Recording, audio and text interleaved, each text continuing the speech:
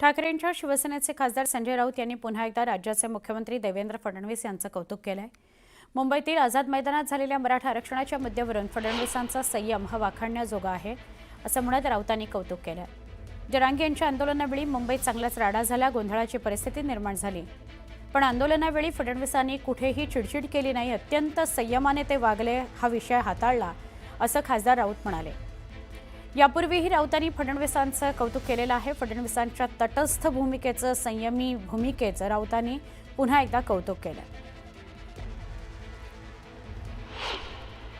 जर मुख्यमंत्र्यांवरती काही झालं असेल, कोणी बोलला असेल, तर त्या संदर्भात स्वतः मुख्यमंत्री उत्तर द्यायला समर्थ आहेत। पण मी वारंवार सांगतोय, या सगळ्या प्रक्रियेमध्ये मुख्यमंत्री देवेंद्र फडणवीस यांचा संयम हा वाखाणण्यासारखा आहे। त्यांनी कुठे चिडचिड केली नाही, कुठे अदळापड केली नाही।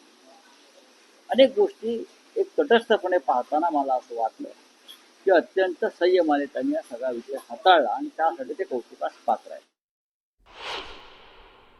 सामनाला देवेंद्र फडणवीसजीचं कौतुक करण्याकरता थोडा वेळ लागला।